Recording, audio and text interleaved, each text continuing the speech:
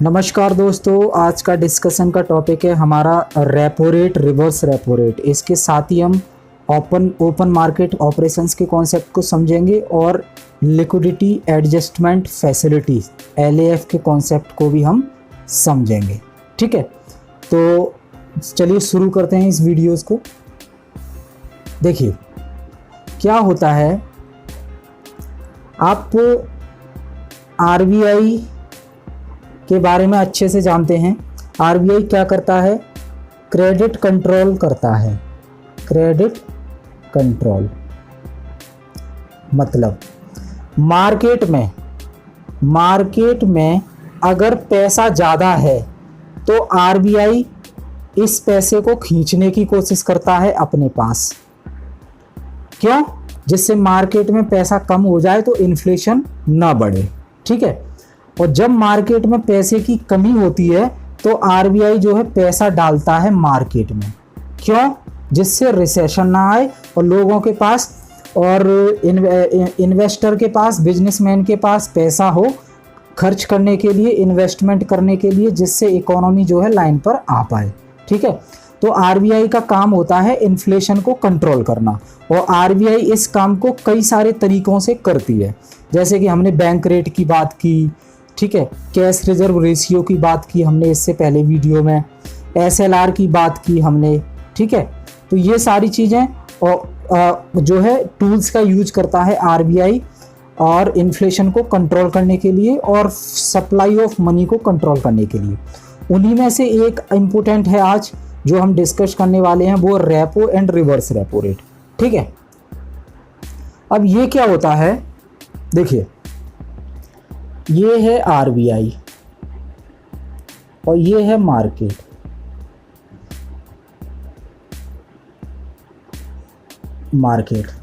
इन दोनों का कॉन्सेप्ट मैंने आपको बता दिया। RBI मार्केट से पैसा खींचने का काम करता है और RBI मार्केट में पैसा डालने का काम करता है। तो RBI जब मार्केट में पैसा डालता है इसे कहते हैं इंजेक्शन ऑफ मनी, मतलब मार्केट में पैसा इंजेक्ट कर रहा है। और जब RBI मार्केट से पैसा खींचता है ये, तो इसे कहते हैं एब्जॉर्प्शन, मतलब मार्केट से पैसा खींचना। अब देखिए होता क्या है कि RBI, एक तरफ RBI है और दूसरी तरफ है कमर्शियल बैंक, मान लीजिए फॉर एग्जांपल SBI।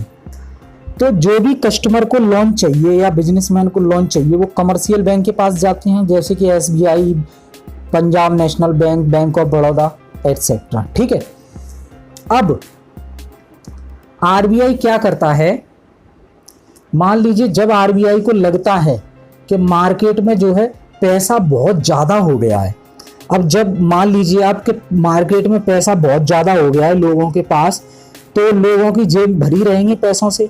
अब क्या होगा, वो लोग ज़्यादा खरीदारी करेंगे और ज़्यादा खरीदारी करेंगे तो जो है इन्फ्लेशन बढ़ जाएगा, क्योंकि जो डिमांड है प्रोडक्ट की, जो सप्लाई है प्रोडक्ट की, वो मार्केट में कम होगी और खरीदने वाले बहुत ज़्यादा होंगे। क्योंकि आज आप एक चीज़ खरीदने जाते हो, मान लीजिए वॉशिंग मशीन खरीदने जा रहे हो आप, वॉशिंग मशीन की जो अवेलेबिलिटी है वो तो कम है, लेकिन आपके पास पैसा बहुत ज़्यादा है मार्केट में आप लोगों के पास। तो आप क्या करोगे, वॉशिंग मशीन तो चाहिए आपको, आप जाओगे जो है स्टोर पर, शोरूम पर, और वहाँ कहोगे मुझे वॉशिंग मशीन चाहिए। अब वॉशिंग मशीन तो कम है लेकिन खरीदने वाले बहुत सारे हैं, क्योंकि पैसा आ गया है मार्केट में बहुत ज़्यादा। तो क्या है, उस वॉशिंग मशीन की कीमत बढ़ जाएगी, फिर इससे क्या है, इन्फ्लेशन आ जाएगा। तो इस सिचुएशन को RBI कैसे कंट्रोल करता है, RBI जो है कमर्शियल बैंक से गवर्नमेंट सिक्योरिटीज खरीद लेता है, गवर्नमेंट सिक्योरिटीज जैसे बॉन्ड। ठीक है, RBI SBI से जो है गवर्नमेंट सिक्योरिटीज खरीद लेता है, बॉन्ड। इसके बदले में देखिए, एक मिनट, RBI और SBI जब मार्केट में पैसे की कमी है, एक तो हमने बात की कि मार्केट में पैसा बहुत आ गया है तो इन्फ्लेशन आ जाएगा, और दूसरा केस कब बनेगा कि जब मार्केट में जो है पैसे की कमी होगी, मतलब कस्टमर लोन लेने के लिए घूम रहा है आपके पास, एसबीआई के पास पैसा नहीं है तो उसको लोन नहीं दिया जा रहा। बिजनेसमैन लोन लेने के लिए घूम रहा है, बिजनेसमैन को पैसा नहीं दिया जा रहा, क्यों? एसबीआई के पास है नहीं। तो दो केस बनते हैं, एक केस मार्केट में पैसा बहुत ज़्यादा हो गया है, दूसरा केस मार्केट में पैसा कम हो गया है। तो जब मार्केट में पैसा कम हो जाता है तो आरबीआई को जरूरत पड़ती है कि मार्केट में पैसा डाला जाए, जिससे बिजनेसमैन को लोन मिले, कस्टमर को पैसा मिले। बिजनेसमैन को लोन मिलेगा तो वो इन्वेस्टमेंट बढ़ाएगा अपनी बिजनेस में, इन्वेस्टमेंट बढ़ाएगा तो एम्प्लॉयमेंट जनरेट होगा, एम्प्लॉयमेंट जनरेट होगा तो लोगों को नौकरी मिलेगी, लोगों के पास पैसा आएगा, लोग खरीदारी करने लगेंगे और डिमांड जो है बढ़ जाएगी प्रोडक्ट की इकोनॉमी में। ठीक है, तो अब मान लीजिए पहला केस हम ले लेते हैं कि मार्केट में जो है पैसे की कमी है, मार्केट में जो है पैसे की कमी है, पैसा कम है। अब तो इकोनॉमी स्लो डाउन, क्योंकि खरीदारी नहीं हो रही, तो आरबीआई क्या करेगा? आरबीआई जो है एसबीआई को जो है पैसा देगा, जिससे कि उस पैसे को एसबीआई लोन के थ्रू मार्केट में बांट पाए। लेकिन ध्यान रखिएगा, आरबीआई एसबीआई को पैसा तो दे रहा है लेकिन फ्री में नहीं दे रहा है। आरबीआई कहेगा भाई एसबीआई तुम्हारे पास जो गवर्नमेंट सिक्योरिटीज हैं, गवर्नमेंट की जो सिक्योरिटीज आपके पास रखी हैं जैसे कि बॉन्ड, उन्हें आप हमें दे दो, हम वो बॉन्ड खरीद रहे हैं आपसे और जितने के वो बॉन्ड हैं उतना पैसा हम कैश की फॉर्म में आपको दे रहे हैं, इस पैसे को आप बांटो। भाई गवर्नमेंट सिक्योरिटीज आपके पास रखी हैं, वो क्या कर रही हैं? उन्हें आप हमें दो, हम खरीद रहे हैं उन गवर्नमेंट सिक्योरिटीज को आपसे, उसके बदले में जितनी कीमत उनकी है उतना कैश हम आपको दे रहे हैं, तो मार्केट में आप बांटो। ठीक है, तो आरबीआई ये जो तो कैश दे रही है एसबीआई को, इस प्रोसेस को कहेंगे injection of money, injection of money in the market. Market में पैसे का इंजेक्शन लगा रही है जिससे पैसा जा रहा है मार्केट में। तो इससे क्या होगा? मार्केट में पैसा जाएगा तो लोगों के पास पैसा काफी होगा, तो सारी इकोनॉमिक एक्टिविटी शुरू हो जाएंगी। ठीक है, अब आरबीआई पैसा दे रहा है एसबीआई को, क्यों? क्योंकि आरबीआई ने बॉन्ड खरीद लिए हैं एसबीआई के, उसके बदले में पैसा दे रहा है। लेकिन यहीं तक सीमित नहीं है, आरबीआई इस पर जो है इंटरेस्ट भी लेगा एसबीआई से कि हम आपको पैसा दे रहे हैं, हमें इंटरेस्ट भी चाहिए। तो ये जो इंटरेस्ट है, आरबीआई गवर्नमेंट सिक्योरिटी खरीद रहा है एसबीआई की, उसके बदले में पैसा दे रहा है, तो इस पैसे पर आरबीआई चार्ज कर रहा है इंटरेस्ट रेट। इस इंटरेस्ट रेट को कहेंगे हम रेपो रेट, इसको कहेंगे हम रेपो रेट। ठीक है, ये जो इंटरेस्ट रेट है इसे रेपो रेट कहेंगे। ठीक, और ये रेपो रेट आरबीआई के द्वारा टाइम टाइम पर कम ज्यादा की जाती है। ठीक है, जब आरबीआई को लगता है कि मार्केट में पैसे की कमी है तो रेपो रेट जो है कम कर देती है, और जब लगता है कि मार्केट में पैसा बहुत ज़्यादा है तो रेपो रेट बढ़ा देती है। तो कमर्शियल बैंक पैसा लेंगे ही नहीं क्योंकि इंटरेस्ट रेट ज़्यादा है। अब रेपो रेट कम हो गई, मतलब इंटरेस्ट रेट कम है, तो एसबीआई कहेगा चलो इंटरेस्ट रेट कम है, इनसे ही पैसा ले लेते हैं। तो देखिए आजकल में ही जो है रेपो रेट कम की है, जिससे एसबीआई जो है और कमर्शियल बैंक जो आरबीआई से पैसा ले पाए, उसको मार्केट में दे पाए, क्योंकि इकोनॉमिक एक्टिविटीज ठप पड़ी हुई हैं कोरोना वायरस की वजह से, स्लो डाउन की वजह से। ठीक है, तो रेपो रेट क्या होता है? जब आरबीआई कमर्शियल बैंक से गवर्नमेंट सिक्योरिटीज खरीद कर उसके बदले में कैश देता है कमर्शियल बैंक को, उस पर जो इंटरेस्ट रेट चार्ज करता है उसे कहते हैं रेपो रेट। ठीक है, समझ आया आपको? रेपो का फुल फॉर्म होता है, यहाँ पे रेपो का फुल फॉर्म होता है रीपरचेज। रीपरचेज, अब ध्यान दीजिएगा, जब आरबीआई सिक्योरिटीज खरीदता है और उसके बदले में कैश देता है तो आरबीआई एग्रीमेंट साइन करता है कि आपको कुछ दिनों बाद ये जो सिक्योरिटीज है हमसे द्वारा खरीदनी पड़ेंगी आपको।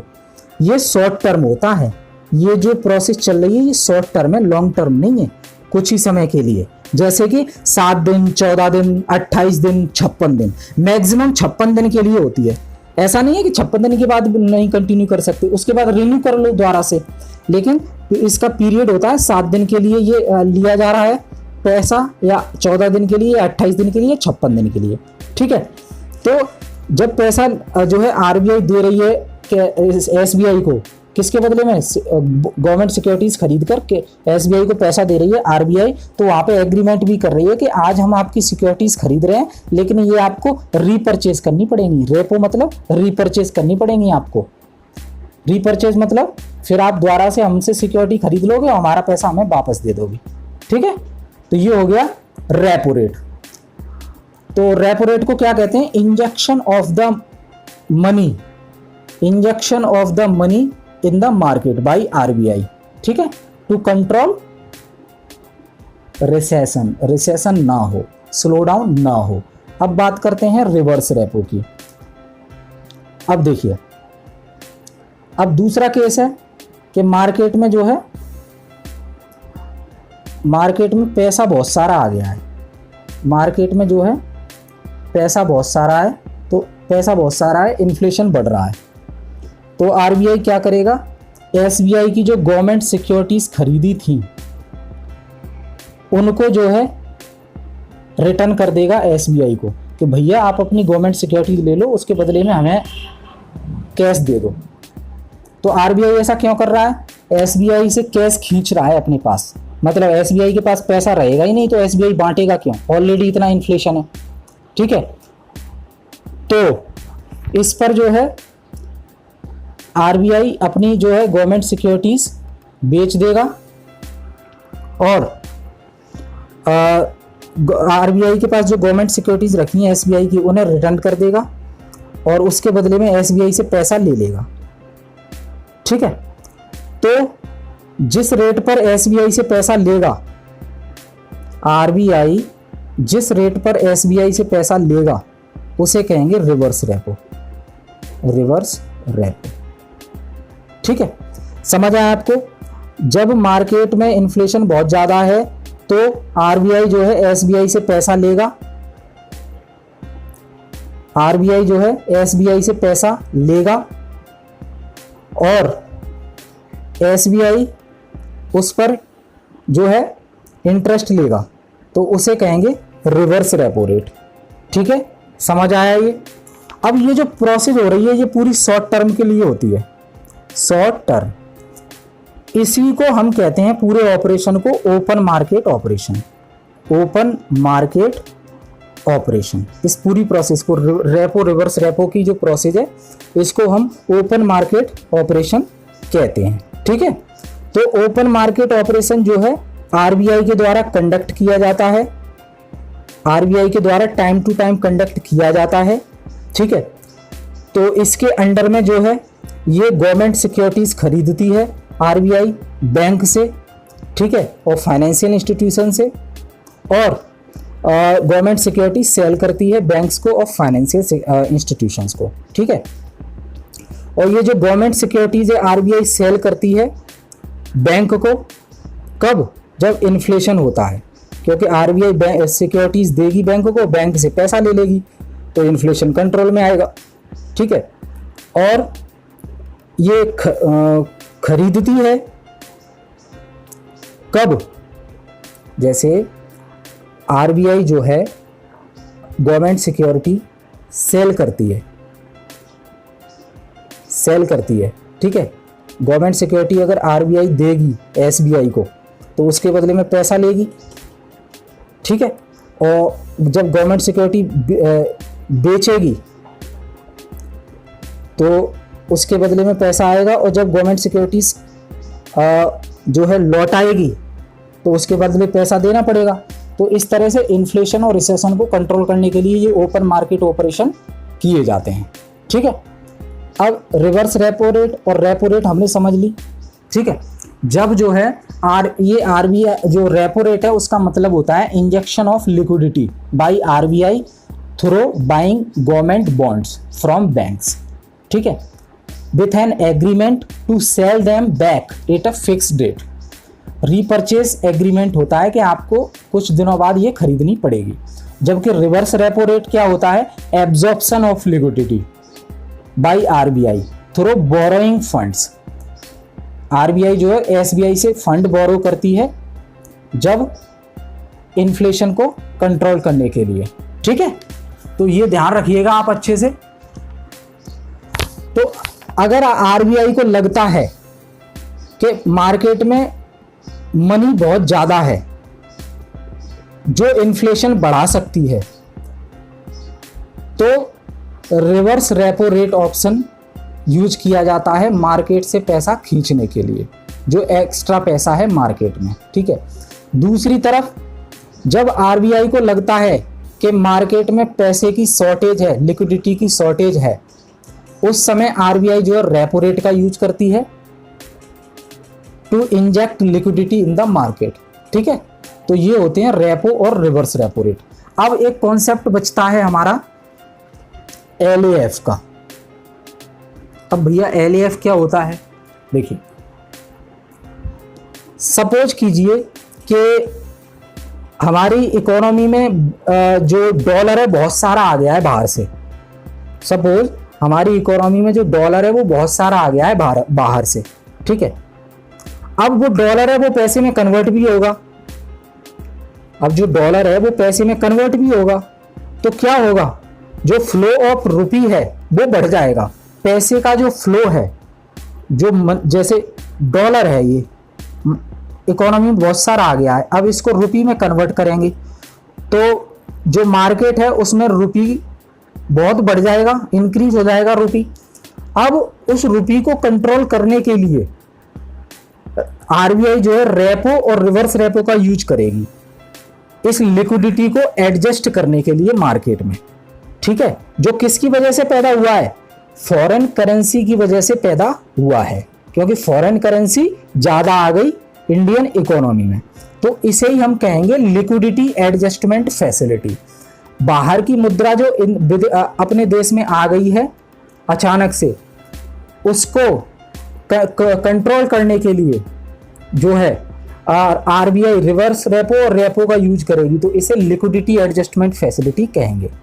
ठीक है। और ये जो है आरबीआई मार्केट स्टेबलाइजेशन स्कीम के तहत करती है। ठीक है। देखिए, रेपो रिवर्स रेपो सिंपल थे, आरबीआई और कमर्शियल बैंक में डील हो रही थी। ठीक है, मार्केट में इन्फ्लेशन और रिसेशन को कंट्रोल करने के लिए।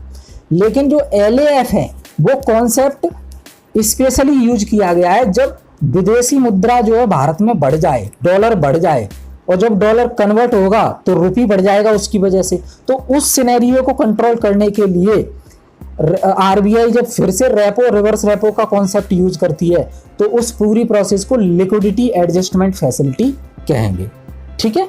लिक्विडिटी एडजस्टमेंट फैसिलिटी कब यूज होती है? जब डॉलर की मात्रा बढ़ जाए इकोनॉमी में, जिससे रुपी की मात्रा भी बढ़ जाएगी। और रेपो रिवर्स रेपो नॉर्मली कब होते हैं?